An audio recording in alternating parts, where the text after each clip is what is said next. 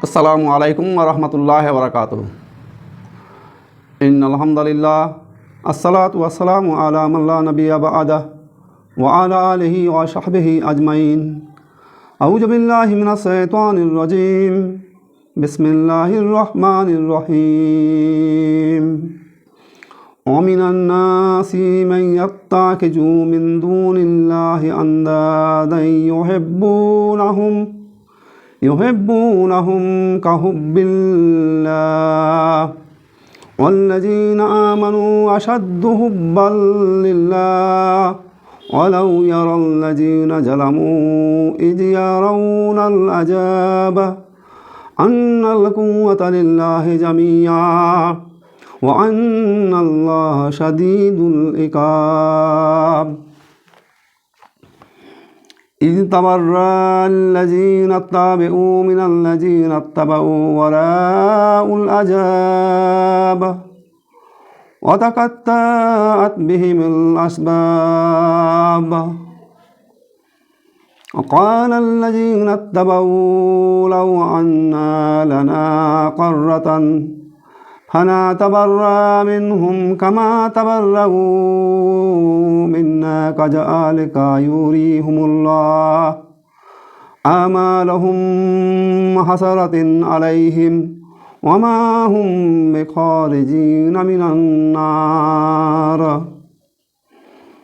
या अय्युहन्नासु कूलू मिम्मा फिल अर्ज़ि हलालन तय्यबन वला तत्तबिऊ खुतुवातिश शैतान इन्नहु लकुम अदुव्वुन मुबीन। इन्नमा यअमुरुकुम बिस्सूइ वल फहशाइ व अन तक़ूलू अलल्लाहि मा ला तअलमून।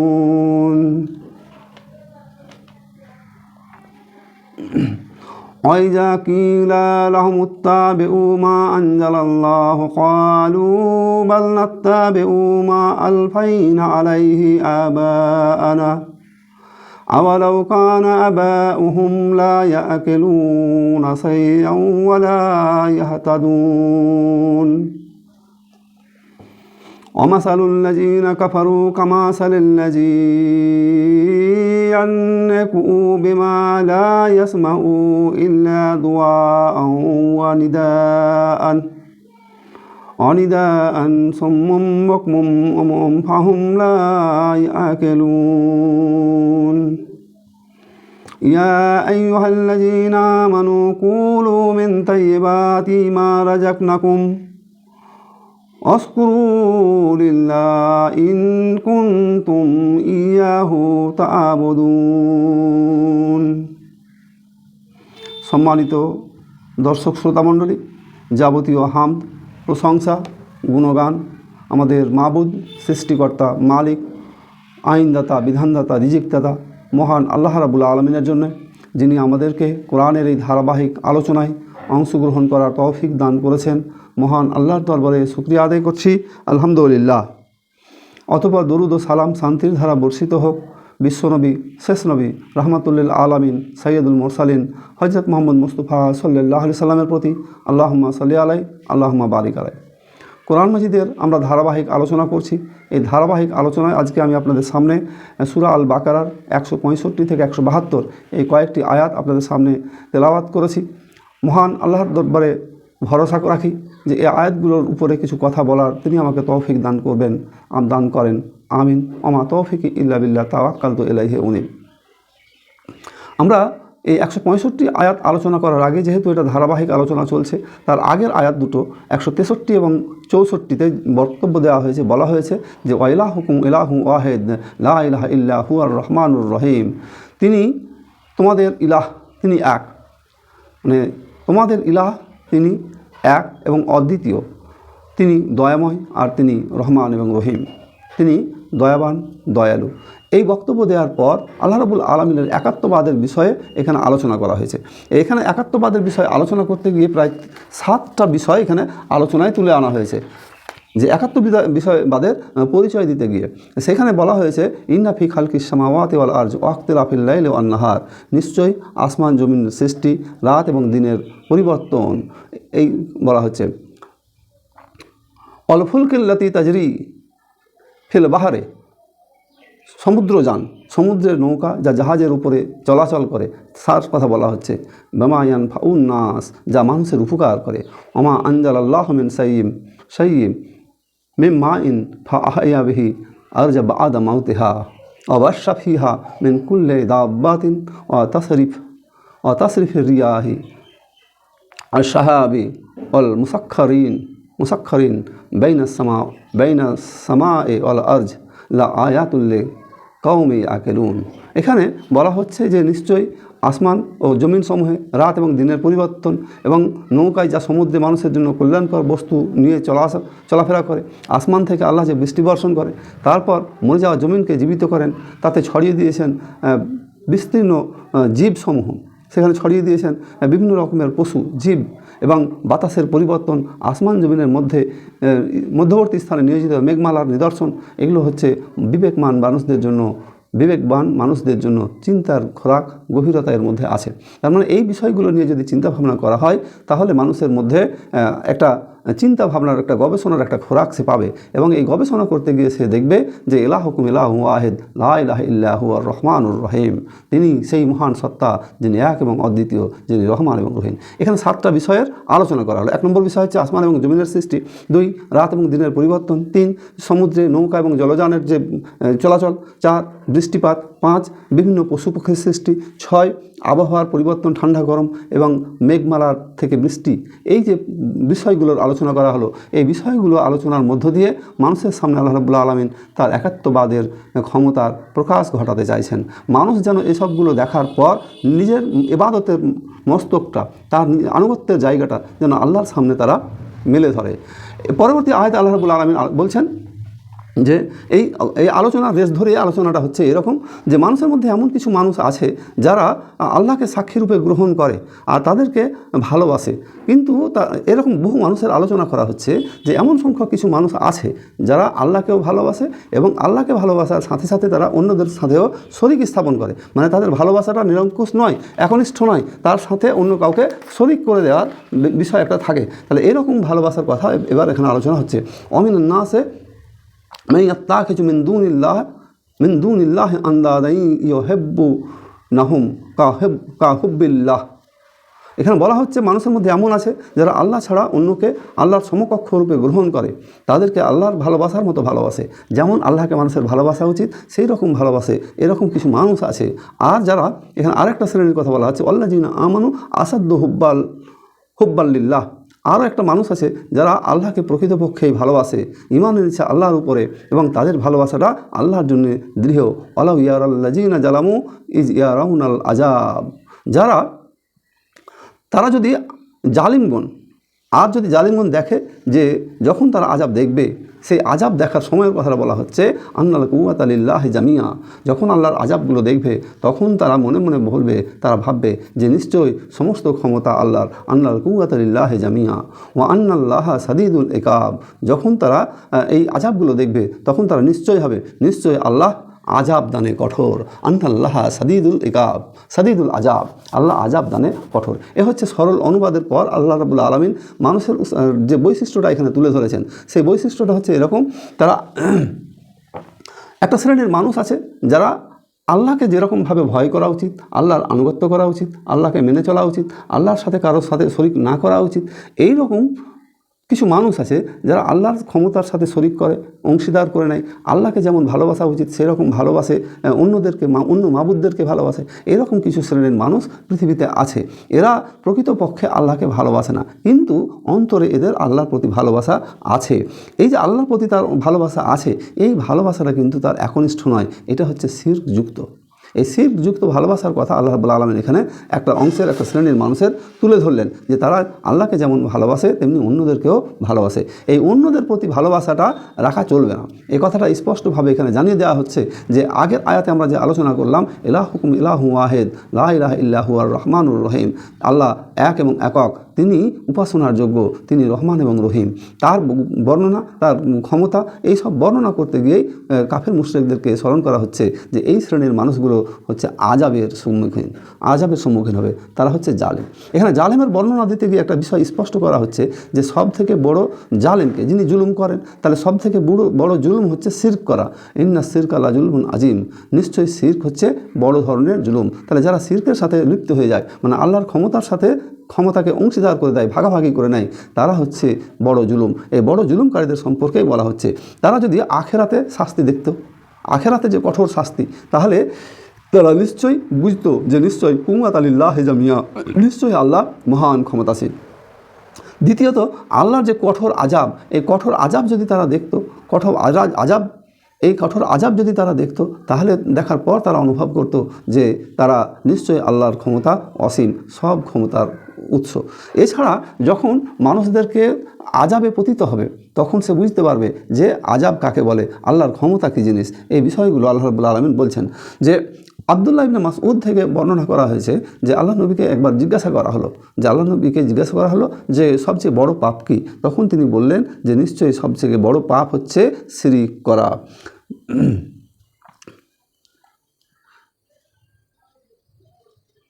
তারা এই যে শাস্তির কথা বলা হচ্ছে, এ তো জুলুম, মানে নিজের প্রতি জুলুম করার কথা বলা হচ্ছে।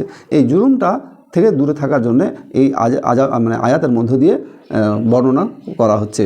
বারবার বলা হচ্ছে আন্নাল্লাহ শাদীদুল আযাব, নিশ্চয়ই আল্লাহ আযাব দানে কঠোর। এই আযাব দানে কঠোর বলতে গিয়ে আমরা বললাম জুলুমের কথা, শিরকের কথা বললাম, যে যারা এর সাথে জড়িত থাকবে তাদের প্রতি আল্লাহ রাব্বুল আলামিনের আযাব থাকবে। শুধু কি শিরক, আল্লাহ রাব্বুল আলামিন শিরকের গুনহা যদি কোনো মানুষের আমল নামায় থাকে, তাহলে কিয়ামতের ময়দানে আল্লাহ শিরকের গুনহা মাফ করবেন না।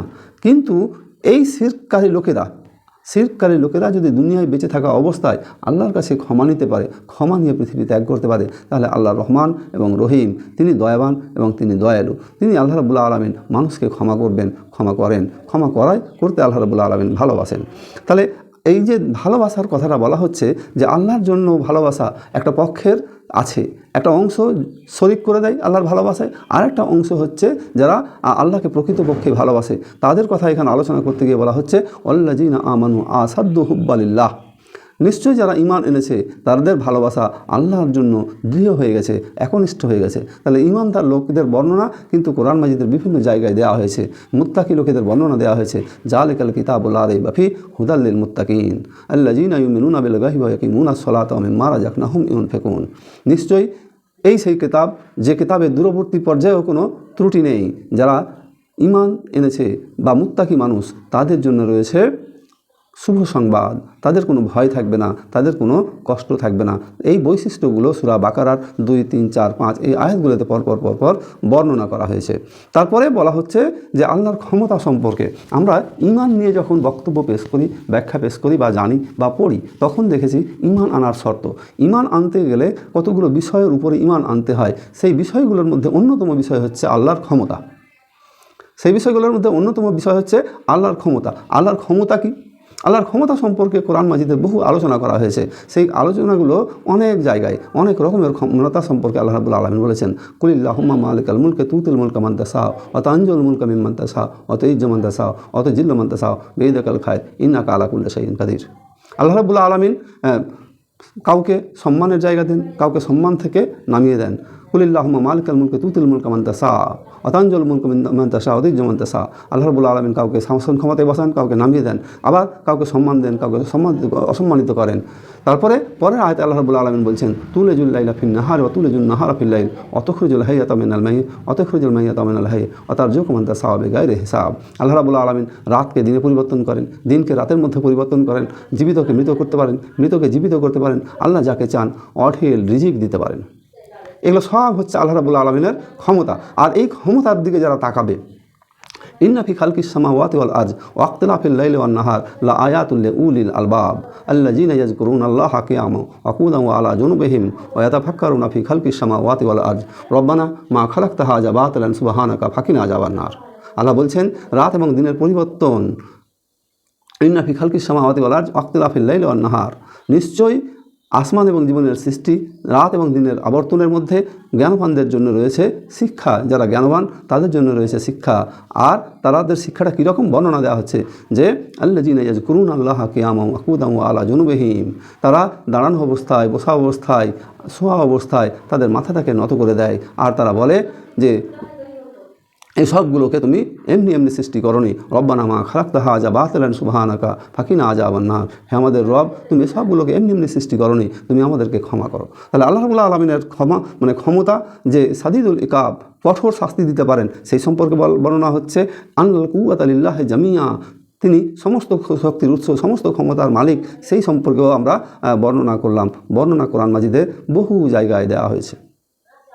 তাহলে এরকম বিভিন্ন যে বর্ণনাগুলো আমরা পাই, সেই বর্ণনাগুলো আল্লাহ রাব্বুল আলামিন এখানে তুলে ধরেছেন। পরের আয়াতে আল্লাহ রাব্বুল আলামিন বলছেন যে যখন যাদেরকে অনুসরণ করা হয়েছে তারা অনুসারীদের থেকে পৃথক হয়ে যাবে এবং তারা আযাব দেখতে পাবে আর তাদের সব সম্পর্ক ছিন্ন হয়ে যাবে। ইজতাবাররাল্লাযীনা ইত্তাবাউ মিনাল্লাযীনা ইত্তাবাউ ওরা আউল আযাব ওয়া তাকাত্তাআত বিহিমুল আসবাব। যাদেরকে অনুসরণ করা হয়েছে, এই পৃথিবীতে বেঁচে থাকা অবস্থায় মানুষ কাউকে না কাউকে অনুসরণ করে, সেটা হক হোক অথবা বাতিল হোক। যাকে যে অনুসরণ করেছে সেই অনুসরণ করার কথা বলা হচ্ছে, তারা অনুসারীদের থেকে আলাদা হয়ে যাবে। আজকে দুনিয়াতে যারা আলাদা অনুসরণ করছে, কিয়ামতের ময়দানে এই অনুসারীদের থেকে তারা আলাদা হয়ে যাবে, তারা তাদের পরিচয় দেবে না। ইয়াউমা ইয়াফিরুল মারউ মিন আখি, বলা হচ্ছে সেই দিন ইয়াউমা ইয়াফিরুল মারউ, সেই দিন দৌড়ে পালাবে, ছুটে পালাবে। সেদিন ছুটে পালাবে কে?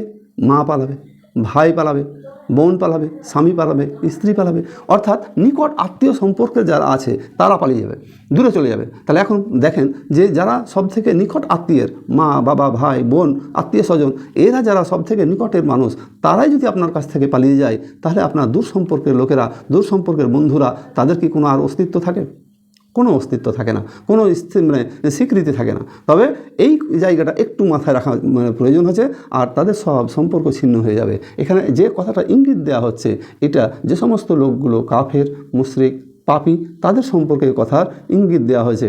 তারা অনুসারীদের থেকে আলাদা হয়ে যাবে, তারা আযাব দেখবে আর তাদের সব সম্পর্ক ছিন্ন হয়ে যাবে। এখানে তাদের বলতে যাদের সম্পর্কে এই আযাবের কথাটা বলা হয়েছে, যারা আল্লাহর সাথে শরীক স্থাপন করেছে, আল্লাহর ক্ষমতায় ভাগ বসিয়ে দিয়েছে, আল্লাহর প্রতি ভালোবাসা সামান্য রেখেছে, অন্য উপাস্যদের প্রতিও তাদের ভালোবাসা রেখেছে, অর্থাৎ ভালোবাসাটাকে, আনুগত্যটাকে, অনুসরণটাকে যারা ভাগ করে দিয়েছে, তাদের কথা বলতে গিয়ে বলা হচ্ছে যে তারা সেদিন বিচ্ছিন্ন হয়ে যাবে, কেউ তোমার পাশে থাকবে না। যখন দেখবে তোমাকে আযাব বেপথিত হয়েছে।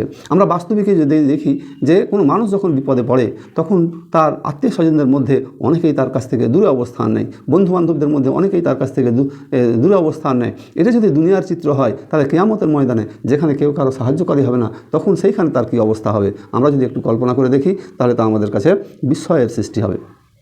সেদিন আলাদা হয়ে যাবে, সব আলাদা হয়ে যাবে।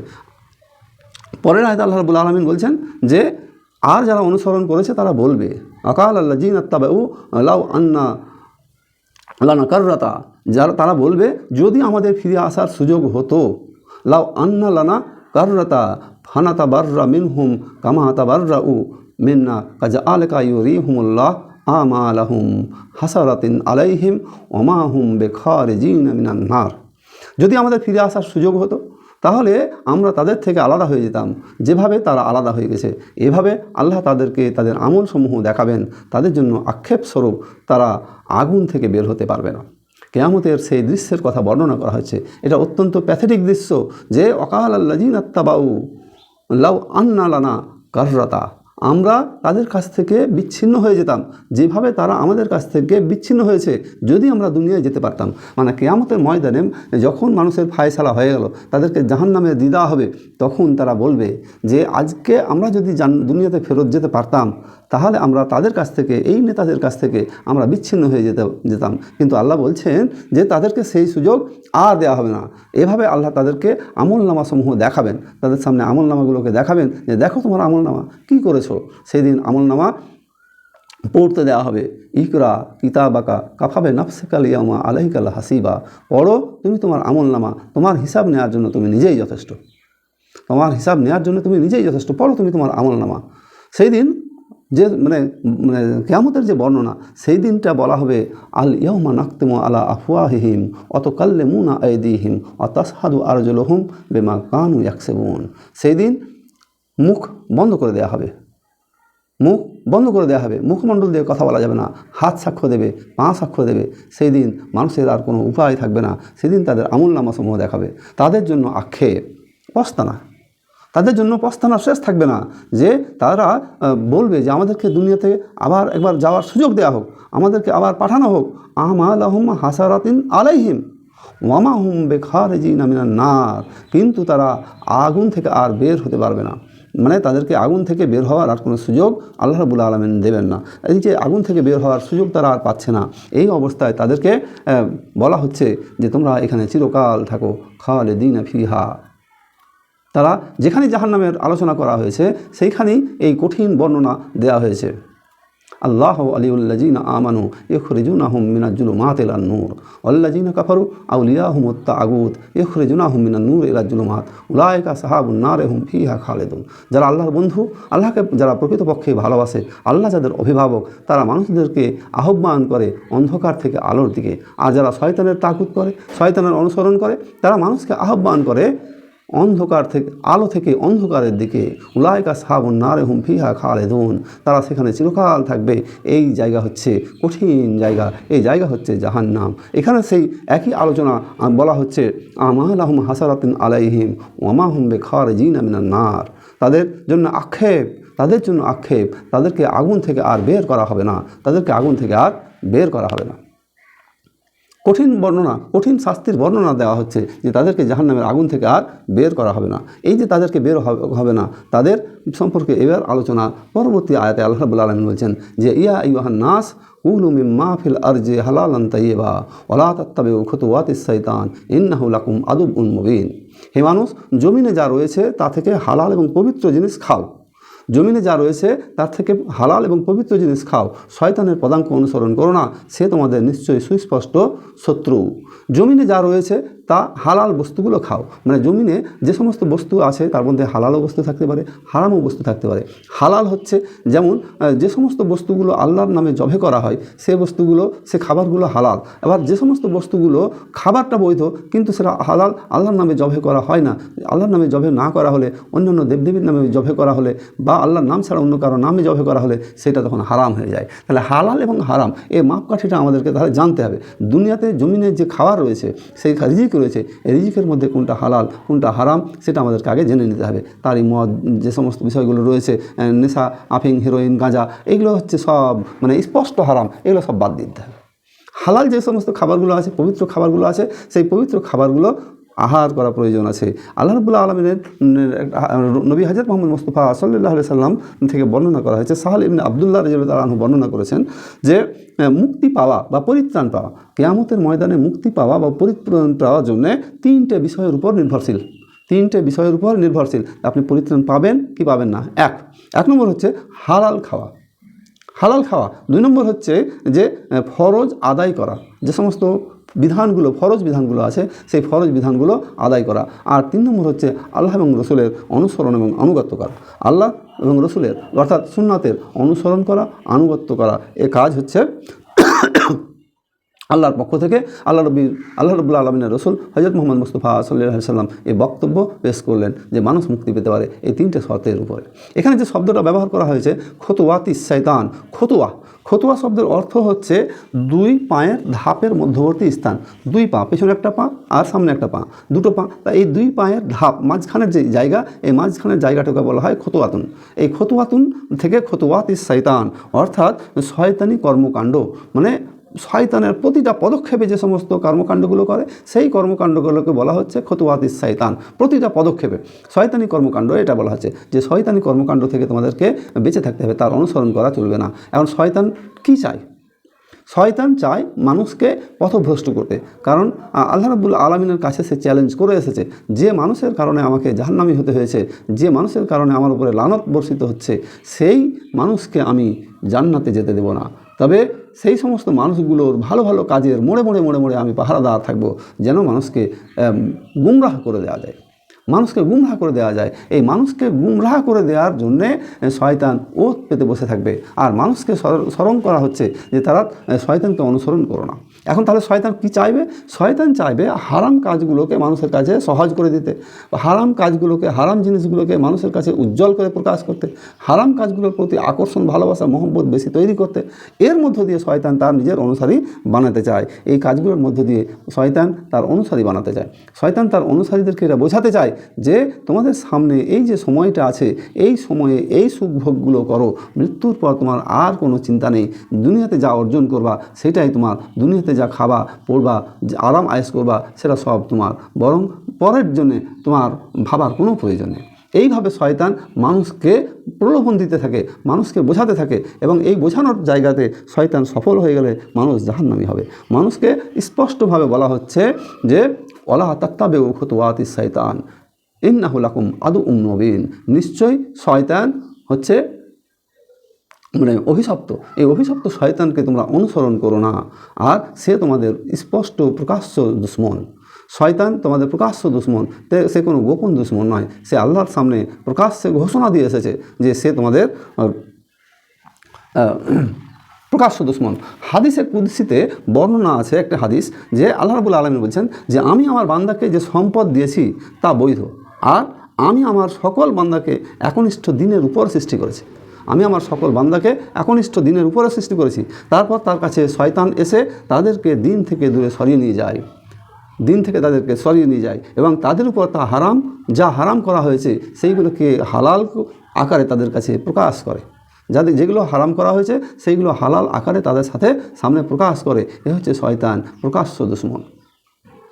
মানুষ যখনই কোনো ভালো কাজের উদ্দেশ্যে বেরোবে, কোরআনের কথা শোনার জন্য বের হয়, হাদিসের কথা শোনার জন্য বের হয়, কোনো ভালো মজলিসে যাওয়ার জন্য বের হয়, শয়তান তখন তাকে অশ্বাসা দিতে থাকে। নামাজের জন্য বের হয়, অশ্বাসা দিতে থাকে। মানুষ যেন নামাজ থেকে দূরে থাকে, ভালো কাজ থেকে দূরে থাকে। দান সাদকা করার সময় মানুষের মনে ভয় ঢুকিয়ে দেওয়া যায়, তোমার সম্পদ কমে যাবে, তোমার সম্পদ কমে যাবে, তোমার সম্পদে ক্ষতি হয়ে যাবে, এরকম ভয় ঢুকিয়ে দেওয়া হয়, সম্পদ কমে যাওয়ার আশঙ্কা করা হয়। শয়তান এই কাজগুলো মানুষের সামনে পেশ করে, যে বৈধ সম্পদ দেওয়া হয়েছে সেই বৈধ সম্পদগুলোকেও সে অবৈধ পরিণত করে দেয়। মানুষকে প্রতিটা পদক্ষেপে শয়তান বিভ্রান্ত করার চেষ্টা করে। ফজরের সময় মানুষকে শয়তান এমন প্ররোচনা দেয়, এমন ঘুমের প্রলোভন দেয়, এমন ঘুমকে জোর করিয়ে দেয় যে তখন তার আর খেয়াল থাকে না, ঘুম আর তাকে ভাঙে না। তবে যে সমস্ত মানুষগুলো একনিষ্ঠ আল্লাহর বান্দা, তারা কি করে যে তারা ঠিক সময়ে আল্লাহর ইবাদতের জন্য শত কষ্ট হলেও তারা এগিয়ে আসে। তারা অনুভব করতে থাকে যে এই সুখটা শয়তানের প্ররোচনামূলক, এই আরামটা শয়তানের প্ররোচনামূলক। শয়তান যে প্রলোভনমূলক বিষয়গুলোকে মানুষের সামনে তুলে ধরে, ইমানদার মানুষরা এটা নিয়ে ভাবে, এটা নিয়ে চিন্তা করে যে নিশ্চয়ই এর পেছনে শয়তানের কোনো কারসাজি আছে। তখন তারা নিজেকে সামলে নেয়, নিজেকে বাঁচিয়ে রাখার চেষ্টা করে, সেগুলো থেকে দূরে থাকার চেষ্টা করে।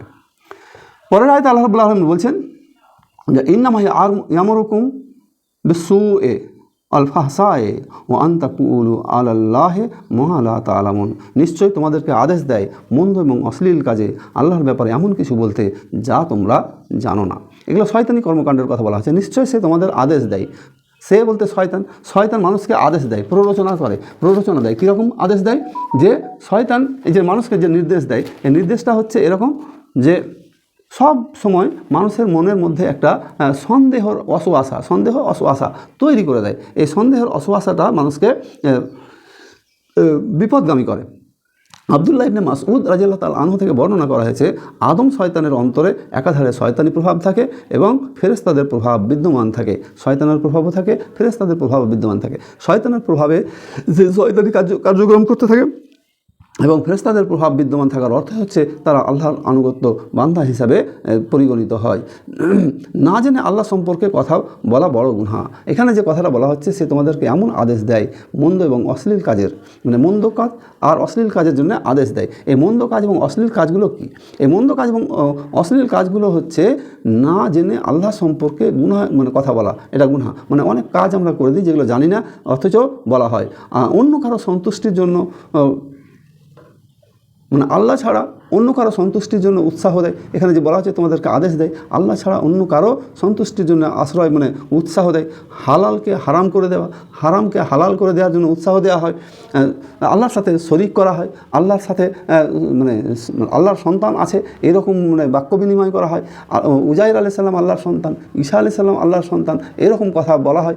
জিনদেরকে আল্লাহর সাথে সমকক্ষ করে দেওয়া হয়। এগুলো হচ্ছে শয়তানের কাজ। এসব কাজগুলো যে করে মিথ্যা কথা প্রচার করা হয়, মিথ্যা আরোপ করা হয় আল্লাহ সম্পর্কে। তো আল্লাহ সম্পর্কে মিথ্যা আরোপ করা হয়, জিনদেরকে আল্লাহর অংশীদার বানিয়ে দেওয়া হয়। এরকম হাজারো শয়তানের কাজ, অশ্লীল কাজ করা হয় সমাজে। জিনা, ব্যভিচার, চুরি, ডাকাতি, ছিনতাই, রাহাজানি, হেরোইন, মদ, জুয়া, গাঁজা, এরকম হাজারো রকমের অপকর্ম সমাজে ছয়লাভ করে দিচ্ছে শয়তানি ওয়াসওয়াসা, শয়তানি চক্রান্ত। এইগুলোকে শয়তান মানুষের সামনে খুব উজ্জ্বলভাবে প্রকাশ করে, মানুষ আকৃষ্ট হয়।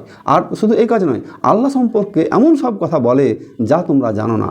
আল্লাহ সম্পর্কে তারা এমন সব কথা বলে। তাহলে এই এমন সব কথা বলার মধ্যে যে কথাটা আমি বলতে চাইলাম সেটা হচ্ছে যে আল্লাহ রাব্বুল আলামিনের ক্ষমতা নিয়ে তারা কথা বলে। আল্লাহ রাব্বুল আলামিনের ক্ষমতাকে তারা এড়িয়ে যায়, বিভিন্ন মাবুদ দেবদেবী উপাস্যদেরকে সামনে নিয়ে আসে, মানে আল্লাহকে বাদ দিয়ে অন্যদের ইবাদত করার জন্য বলে।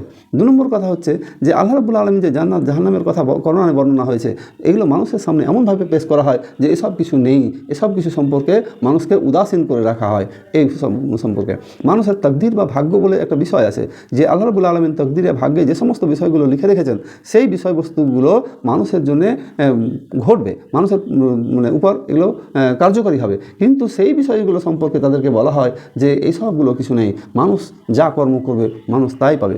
মানুষ যা কর্ম করবে সবসময় তা পায় না, বরং মানুষ কর্ম করবে কিন্তু আল্লাহ রাব্বুল আলামিন যেটা নির্দিষ্ট করে রেখেছেন সেইটা তারা পাবে। তার মানে আল্লাহর ক্ষমতা সম্পর্কে, আল্লাহর সৃষ্টিরাজ্য সম্পর্কে ইত্যাদি সম্পর্কে বলা হয়। বরং তারা আরও একটা গর্হিত কাজ করে, সেটা হচ্ছে পূর্বপুরুষদের অনুসরণ, অন্ধ অনুসরণ করে। পরের আয়াতে আল্লাহ রাব্বুল আলামিন বলছেন যে ওয়াইজা কিল আলহামুত্তাবিউ মা আনজালাল্লাহ ক্বালু বাল নাত্তাবিউ মা আলফাইনা আলাইহি আবাআনা আওয়ালাউ কানা আবাউহুম লা ইয়াকিলুনা শাইআন ওয়ালা ইয়াহতাদুন। আর যখন তাদেরকে বলা হয় তোমরা অনুসরণ করো যা আল্লাহ নাজিল করেছে, তখন তারা বলে আমরা অনুসরণ করব পিতৃপুরুষদের যার উপর পেয়েছি, পিতৃপুরুষদেরকে যার উপর ইবাদত করতে দেখেছি আমরা তার অনুসরণ করব। যদি তাদের পিতৃপুরুষরা না বুঝে এবং হেদায়েতপ্রাপ্ত নয় তাহলে কি হবে? যদি তাদের পিতৃপুরুষরা না বুঝে থাকে, না হেদায়েতপ্রাপ্ত হয়, তাহলে তাদের কি হবে? এই বিষয়গুলো সম্পর্কে তারা কিন্তু আর অজ্ঞতা প্রকাশ করে, তখন তারা বুঝে না। এখানে কতগুলো বিষয় আগে একটু বলে নিই। তাকলিদ বা অন্ধ অনুসরণ, এই অন্ধ অনুসরণটা হচ্ছে বাপ দাদা বা তাদের পূর্বপুরুষ যেটা করে গেছে সেইটাই করা, সেটার উপরেই আমল করা। তারা যদি ভুল করে তো ভুল, ঠিক করে তো ঠিক, এটা হচ্ছে অন্ধ অনুসরণ। আর দ্বিতীয় উভয় অপরপক্ষে একটা বিষয়, সেটা হচ্ছে হেদায়েত। হেদায়েতটা হচ্ছে হেদায়েত হচ্ছে সেই সব জিনিসগুলোকে বলা হয় যা পরিষ্কারভাবে আল্লাহ তাআলার পক্ষ থেকে নাজিল করা হয়েছে, যা পরিষ্কারভাবে আল্লাহর পক্ষ থেকে নাজিল করা হয়েছে সেইটাই হচ্ছে হেদায়াত। আর অন্ধ জ্ঞান বুদ্ধি কি?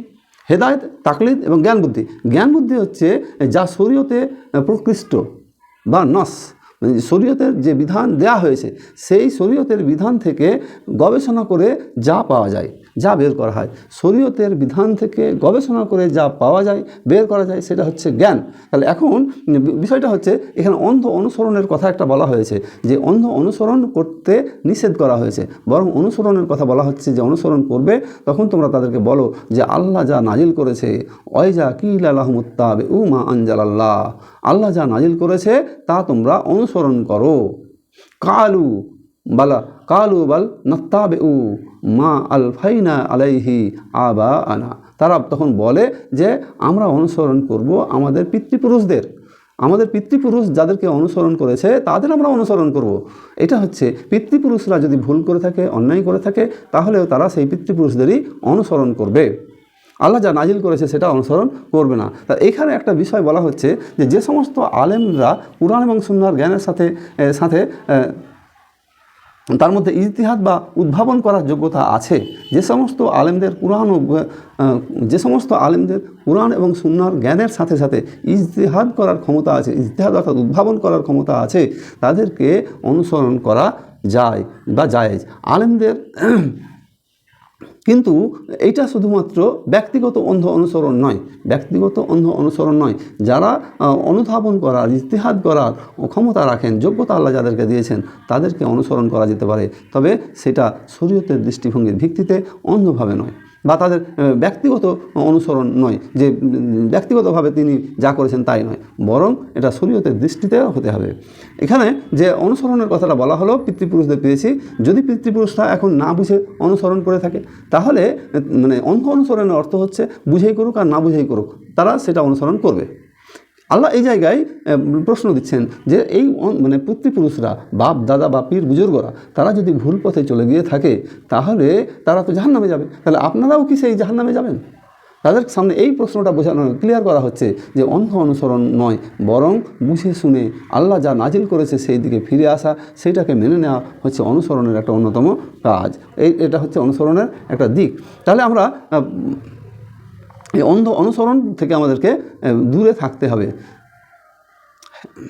আর আসল হিদায়তের দিকে আমাদের আসতে হবে। আসল হিদায়ত হচ্ছে আল্লাহ রাব্বুল আলামিন যা নাজিল করেছেন সেই দিকে আসা, সেটাকে মেনে নেওয়া, সেটাকে নিজের জীবনে বাস্তবায়ন করা, এটা হচ্ছে আসল অনুসরণ। কিন্তু এই লোকগুলোর মধ্যে যে বলা হচ্ছে অমাসালুল্লাজিনা কাফারু কামাসালুল্লাজি ইয়ান একু বেমা ইয়াসমা উ ইল্লা দুয়া ওয়া নিদাআন সুম্মুম বুকমুম ফাহুম লা ইয়াকিলুন। যারা কুফরি করেছে তাদের উদাহরণ এরকম, যেমন তাদের সামনে চিৎকার করছে, হাঁক ডাক ছাড়া কিছুই শোনে না, তারা বধির, অন্ধ, বোবা, অন্ধ, তাই তারা কিছুই বোঝে না। এখানে তাদের উদাহরণ দেয়া হলো। উদাহরণটা হচ্ছে এরকম যে যেমন ছাগল বা গরু বা মহিষ, ভেড়া ইত্যাদিকে চড়াতে নিয়ে গেলে তাদেরকে ডাকা হয়, সেই ডাক তারা শুনতে পায়, কিন্তু সেই ডাকের প্রভাব তাদের উপরে কোনো কিছু পড়ে না, তাদের ডাকের প্রভাব তাদের উপরে কিছু পড়ে না, কারণ তারা কিছু বোঝে না, শুধু তারা চিৎকার শুনতে পায়। এখানে সেই সমস্ত লোক মুশরিক, কাফের, বেদিন, ইহুদি, খ্রিস্টান, নাসারা, তাদের প্রতি আহ্বান করা হয়, এই আহ্বানের ডাক তাদের কানে পৌঁছায়, কিন্তু তারা ফিরে আসে না। তাদের উদাহরণটা ঠিক তাদের মতোই। আসলে তারা কি? তারা বধির। তারা বধির কেন? সত্যের ডাক তারা শোনে না, তাদের সামনে যে সত্য প্রকাশ করা হচ্ছে এই সত্যের আহ্বান তারা শুনে না, এই জন্য তারা বধির। তাদের বলা হচ্ছে বোবা। তারা বোবা কেন? হক কথা তাদের জবান থেকে বের হয় না, হক কথা, ন্যায্য কথা, ইনসাফপূর্ণ কথা তাদের জবান থেকে বের হয় না। আর তারা অন্ধ। তারা অন্ধ কেন? সত্য দেখতে অক্ষম, জ্ঞান শূন্য। তারা সত্য দেখতে অক্ষম, তারা জ্ঞান শূন্য, এই জন্য তারা অন্ধ। তাদের এখানে সেই বৈশিষ্ট্যগুলোর কথা বলা হয়েছে যে সুম্মুম বকমুম অমিয়ুম ফাহুম লা ইয়াকিলুন। তারা কিছুই বুঝে না, তারা কিছুই বুঝে না। যারা বোবা, যে অন্ধ, যে বধির, যে দেখতে পায় না, যে শুনতে পায় না, যে জ্ঞান শূন্য, সে তো একেবারেই নিথর একটা প্রাণী। এই নিথর প্রাণীর সাথে তুলনা করা হচ্ছে সেই সমস্ত লোক যারা আল্লাহকে অনুসরণ করে না, নবীর আনুগত্য করে না, এবং সেই সমস্ত লোক যারা আল্লাহ যা নাজিল করেছে সেটাকে মেনে নেয় না, বরং আল্লাহর প্রতি ভালোবাসা যেমন সামান্য দেখায়, তেমনি তার পীর মাবুদ উপাস্যদের উপাসনা যাদের করে, শিরক যাদের করে, সেই শিরক অংশীদারদেরও তারা সমানভাবে দেখে। এই লোকদেরকে বলা হচ্ছে যে এরা সুম্মুম বকমুম অমিয়ুম ফাহুম লা ইয়াকিলুন। তারা বধির, তারা অন্ধ, তারা বোবা, তারা কথা বলতে পারে না, তারা শুনতে পারে না, তারা দেখতে পায় না। তাদের এই বৈশিষ্ট্য বর্ণনা করা হলো। পরের আয়াতে আল্লাহ রাব্বুল আলামিন বলছেন 172 নম্বর, ইয়া আইয়ুহাল্লাযীনা আমানু কুলু মিন তাইয়্যিবাতি মা রাযাকনাকুম ওয়াশকুরু লিল্লাহ ইন কুনতুম ইয়্যাহু তা'বুদুন। হে মুমিনগণ, আহার করো, আমি যা হালাল রিজিক দিয়েছি তার থেকে আল্লাহর জন্য শুকর করো, যদি তোমরা তার ইবাদত করো। আল্লাহ রাব্বুল আলামিন এবার এখানে বলছেন যে হে মুমিনগণ, ইমানদার লোকেদেরকে আহ্বান জানানো হচ্ছে, আহার করো, তোমাদেরকে যে হালাল রিজিক দিয়েছি, মানে খাবার হালাল হতে হবে, রিজিক হালাল হতে হবে। রিজিক মানে শুধুমাত্র আমরা যে খাই তা নয়, রিজিক মানে হচ্ছে বৃহত্তর অর্থে রিজিক শব্দটি ব্যবহার করা হয়। একাধারে আমরা যে খাবার খাই তা রিজিক, আমরা যে উপার্জন করি তা রিজিক, আমাদের যে সন্তান সন্ততি সেটাও আল্লাহর দেয়া রিজিক, আমাদের যে আবাসগৃহ, আমাদের যে থাকার জায়গা, সব এক কথায় সব রিজিকের একটা অংশ, সব রিজিকের একটা অংশ। এগুলো সব আমাদের প্রয়োজনে লাগে, আমাদের জীবনযাত্রায় এগুলো প্রয়োজন হয়। খাবার প্রয়োজন হয়, থাকার জায়গায় প্রয়োজন হয়, অর্থ, টাকা পয়সা, সম্পদ প্রয়োজন হয়, সন্তান সন্ততি প্রয়োজন হয়, সব হচ্ছে আমাদের জন্য রিজিক। তাহলে রিজিক কি? তোমরা হালাল রিজিক গ্রহণ করো, খাবা হালাল, উপার্জন করবা হালাল, মানে গায়ে পোশাক দিবা হালাল বা বৈধ, এরকমভাবে সব ক্ষেত্রে হালালের কথা বলা হচ্ছে। আর আল্লাহর শুকর আদায় করো, অস্কুরু লিল্লাহ, আল্লাহর শুকর আদায় করো। আল্লাহ রাব্বুল আলামিন যে নিয়ামত দিয়েছেন, যে খাবার ব্যবস্থা বন্দোবস্ত করেছেন, সেগুলোর জন্য আল্লাহর কাছে শুকর আদায় করো। শুকর আদায় করার একটা কারণ দেখেন, যে আমরা শুধু খাবারের কথা বলছি, আমরা যে খাবারগুলো খাচ্ছি, আল্লাহ যদি ইচ্ছা করে খাবার পর যে আমাদের প্রসাব পায়খানার মধ্য দিয়ে উচ্ছিষ্ট অংশ বেরিয়ে যায়, সেটাকে যদি আল্লাহ বন্ধ করে দেন, তাহলে গোটা শরীর একটা গান্দা যুক্ত গন্ধযুক্ত বিষয় শরীরের মধ্যে থাকবে, যা থেকে রোগ জীবাণু গোটা শরীর অল্প 2-1 দিনের মধ্যেই অচল হয়ে যাবে। তাহলে আল্লাহর কি মহিমা দেখেন, আমাদের জন্য যে খাবার ব্যবস্থা করেছেন, একই সাথে অপ্রয়োজনীয় অংশ বের করে দেওয়ারও ব্যবস্থা রেখেছেন। যদি এই ব্যবস্থা না থাকতো, শুধু খাবার ব্যবস্থা থাকতো, তাহলে মানুষ 1-2 দিন খাওয়ার পর আর খেতে পারতো না, সেটা শরীরের জন্য সুইটেবল হতো না, শরীর টিকে থাকতো না, মানুষ টিকে থাকতো না।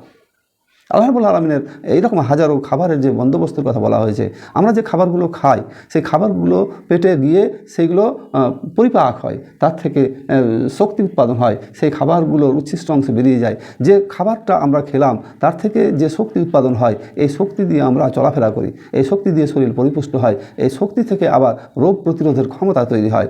আল্লাহ রাব্বুল আলামিন খাবারের মধ্যে সেই ব্যবস্থা করে দিয়েছেন।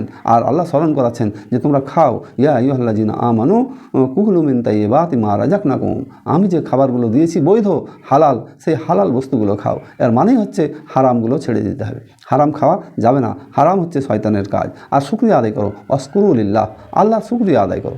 আল্লাহ যে খাবারের বন্দোবস্ত করে দিয়েছেন, তার জন্য শুকরিয়া আদায় করো। আর শুকরিয়া আদায়টা হবে কীভাবে? যে ইয়াহু তা'বুদুন, তার ইবাদতের মধ্য দিয়ে, আল্লাহর ইবাদতের মধ্য দিয়ে প্রকৃতপক্ষে শুকরিয়া আদায় হয়। আল্লাহর ইবাদতের মধ্য দিয়ে প্রকৃতপক্ষে শুকরিয়া আদায় হয়। যখন তুমি খাবার গ্রহণ করবে, তখন আল্লাহর নাম নিয়ে খাবার শুরু করো, যখন খাবার শেষ হবে আল্লাহর শুকরিয়া আদায় করো। ঠিক একই রকম, শুধু খাবারের বর্ণনা নয়, যখন কোনো কাজ করবে আল্লাহর নাম নিয়ে করো, যখন সেই কাজ সমাপ্ত হবে আল্লাহর কাছে শুকরিয়া আদায় করো। আল্লাহর ইবাদতটাই হচ্ছে সবথেকে বড় শুকর আদায় করা। আল্লাহর ইবাদতটা হচ্ছে শুকর আদায় করা। ইবাদত কি ঘড়ি দেখে টাইম বেঁধে বেঁধে হয় না, বরং ইবাদতটা হচ্ছে আল্লাহ রাব্বুল আলামিনের সকল সময় সকল কাজেই আল্লাহ রাব্বুল আলামিনের ইবাদত লুকিয়ে আছে। পরের আয়াতে, হে মুমিনগণ, আহার করো, আমি তোমাদেরকে যে হালাল রিজিক দিয়েছি তার, আর শুকরিয়া আদায় করো আল্লাহ। তো আমরা 172 নম্বর আয়াত পর্যন্ত আলোচনা করলাম। এবার সংক্ষিপ্তভাবে যে আলোচনাগুলো করা হলো, তার সংক্ষিপ্ত নির্যাসগুলো হচ্ছে এরকম, যে উম্মতে মুহাম্মাদের কিছু লোক শিরকে লিপ্ত হবে। আলোচনার যে ফোকাসিং পয়েন্ট, উম্মতে মুহাম্মাদের মধ্যে কিছু লোক শিরকে লিপ্ত হবে। আল্লাহ রাব্বুল আলামিনকে ভালোবাসে, আল্লাহর ভালোবাসা অন্যকে দেওয়া হলো শিরক। আল্লাহর প্রতি ভালোবাসা অন্যকে দেওয়া শিরক। কিয়ামতে অমুসলিম সম্পর্কে লোক সম্পর্ক কোনো কাজে আসবে না, অমুসলিমদের সম্পর্ক কোনো কাজে আসবে না কিয়ামতের ময়দানে। 4 নম্বর হচ্ছে শিরক মুক্ত আমল বিফলে যাবে না, শিরক মুক্ত আমল বিফলে যাবে না, কিন্তু শিরকযুক্ত আমল বিফলে যাবে। মাথায় রাখা বসে যে হালাল উপার্জন খাওয়া আবশ্যক, শয়তানের অনুসরণ করা হারাম, শয়তান প্রকাশ্য শত্রু, খারাপ কাজের পথ দেখায় শয়তান। হালাল হারামের বিধান কেবল আল্লাহ এবং রসুলের অধিকারভুক্ত, হালাল এবং হারামের বিধান কেবলমাত্র আল্লাহ এবং রসুলের অধিকারভুক্ত। শুধু কোরআন হাদিস অনুসরণ, বাপ দাদার অন্ধ অনুসরণ বাদ দিতে হবে। শুধু অনুসরণ করতে হবে কোরআন হাদিসের, বাপ দাদার অন্ধ অনুসরণ বাদ দিতে হবে। অন্ধ অনুসরণ ইহুদি কাফের মুশরিকদের স্বভাব, সত্য থেকে বিচ্যুত, তাদের দাওয়াত দিলেও তারা বুঝতে চায় না। যে সমস্ত মানুষগুলো সত্য থেকে বিচ্যুত হয়ে গেছে, তাদের দাওয়াত দিলেও তারা বুঝতে চায় না। আল্লাহ রাব্বুল আলামিন যেন আমাদেরকে আমল করার তৌফিক দান করেন। আমিন। রব্বানা তাকাব্বাল মিন্না ইন্নাকা আনতাস সামিউল আলিম ওয়া তুব আলাইনা ইন্নাকা আনতাত তাওয়াবুর রহিম।